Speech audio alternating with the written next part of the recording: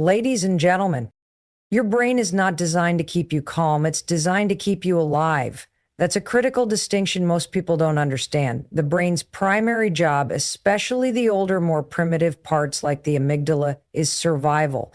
That means it is constantly scanning your environment, both physically and emotionally, for threats. It's not looking for peace, it's looking for problems.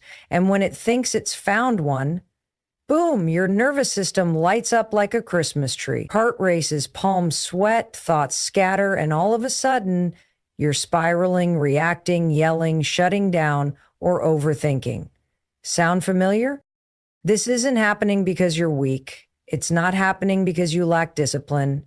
It's happening because that's how the human brain is wired. So stop beating yourself up every time you lose your cool. You're not broken. You're operating on old programming. The trick is, once you understand this, you can rewire it. But you can't change something you don't understand. And that's where most people get stuck. When you learn how your mind works, you give yourself power. The moment you realize your panic or stress is just your brain trying to protect you, you create space between you and your reaction. That space, that's where your power lives. That's where you get to choose how you respond instead of just reacting like you always have. But here's the kicker. You don't get access to that choice unless you train for it. Let me ask you this. How often do you practice staying calm when nothing is going wrong? Most people wait until everything is falling apart to try and be calm. But that's like stepping into a boxing ring without ever having trained. You can't expect to be calm in chaos if you haven't built the muscle for it in peace. Your brain needs repetition. It needs habits. It needs proof that you're safe. Even when things feel uncertain, this is where most people give up. They think staying calm is a personality trait, that some people are just naturally chill or unbothered. Nope. Calm is not something you're born with. Calm is built. It's developed through consistent, intentional work. It's created through awareness, through practices like mindfulness, breathing, journaling, and being radically honest with yourself. It's built every time you pause instead of lash out, every time you breathe instead of argue, every time you reflect instead of react. Those moments seem small, but they're massive because they're rewiring the pathways in your brain. See, the amygdala, the fear center of your brain, activates in 1/5 of a second. It's lightning fast. It's meant to be. But you know what else you have? A prefrontal cortex. That's the rational part of your brain. That's the part that helps you think clearly, solve problems, and stay calm under pressure. But it's slow. And it only comes online when you pause. That's the goal. That's what training your mind is about. It's learning how to catch yourself in the heat of the moment before your old wiring takes over. It's learning how to disrupt the panic, the anger, the fear, and choose something different. And yes, that takes practice, that takes self-awareness, that takes doing the work when you don't feel like it. But if you want to own your life, you've got to own your mind. Because the world isn't going to slow down for you. Life's going to keep coming. Things will still go wrong. People will still push your buttons. Challenges will still pop up. But when you train your mind to stay calm, none of that can shake you the same way. You become unshakable, not because life gets easier, but because you get stronger. Your calm becomes your power. Your presence becomes your anchor. And instead of reacting to life, you start responding with intention. You stop being at the mercy of your emotions and you start taking back control. That's not a gift, that's a decision. That's a skill. And it's one that you can start building right now. Emotions are powerful. They can drive us to take action, inspire us to grow, and connect us to others in ways that are deeply human. But here's the truth that most people don't realize. Your emotions are data, not directives.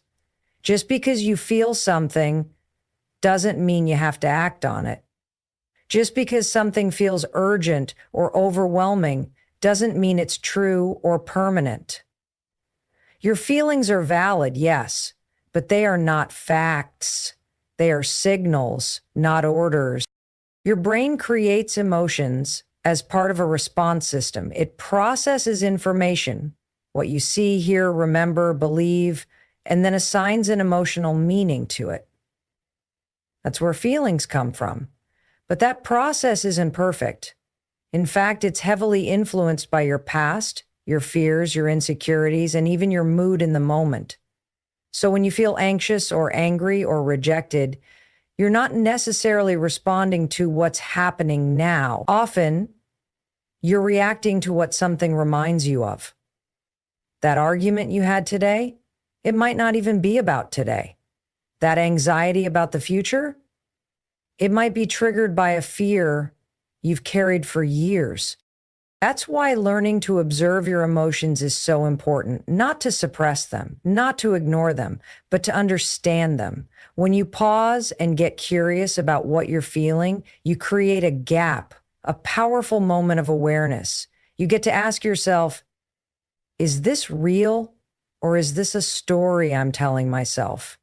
Is this emotion giving me insight or is it pulling me into a reaction I'll regret? This is emotional intelligence, and it's a skill, not a trait. Most of us grow up never being taught how to interpret our feelings. We're told to calm down, get over it, or suck it up. So we either bottle things up until we explode or let our emotions run the show without questioning them. Neither of those approaches work in the long run. Real strength comes from understanding that your emotions are messages. And just like with any message, you can choose how to respond. You don't have to reply to every text you get, right? Same goes for your emotions. Just because fear shows up doesn't mean you have to listen. Just because anger rises doesn't mean you have to yell. Just because you feel like giving up doesn't mean you should. One of the most empowering things you can do is build the habit of checking in with yourself. Pause, ask, what am I feeling right now? Where is it coming from? What's the story I'm telling myself, and is it true?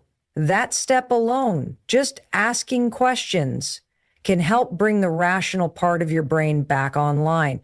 It helps you see more clearly, respond more wisely, and avoid creating more chaos than necessary. Let's say you feel anxious about an upcoming presentation. Your mind starts racing. What if I mess up? What if they judge me? That anxiety is real, but it doesn't mean you're going to fail. It just means your brain is trying to protect you from embarrassment. It's highlighting a perceived threat.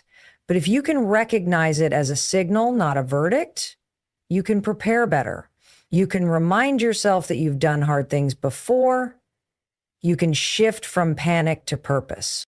And here's the thing, when you stop reacting automatically to your emotions, you start reclaiming your peace. You stop being a puppet on the strings of every mood swing, every moment of self-doubt, every emotional spike. Instead, you become grounded. You become someone who can feel deeply but still act with clarity. That doesn't make you cold or detached. It makes you wise. Emotions will always be part of the human experience. You can't get rid of them, and you shouldn't want to. They give life richness and depth. But when you learn that emotions are information, not commands, you stop letting them drive your decisions. You start making choices based on your values, not your moods. You start responding to life from a place of strength, not reactivity. That's when everything changes. That's when you become someone who isn't just living. You're leading yourself with intention from the inside out. Every time you react without thinking, every time you snap, panic, or spiral, it's because your brain has skipped the pause, that tiny moment between stimulus and response. That's where your power lives. And when you train your mind to insert that pause, everything changes. You stop being a victim of your impulses. You stop letting the chaos of the world decide how you feel and what you do. Instead, you create space to choose. That's the power of the pause. The pause is not just a cute idea or a feel-good concept. It's a neuroscience-backed strategy. See, when something triggers you, stress, fear, frustration, your brain immediately activates the amygdala.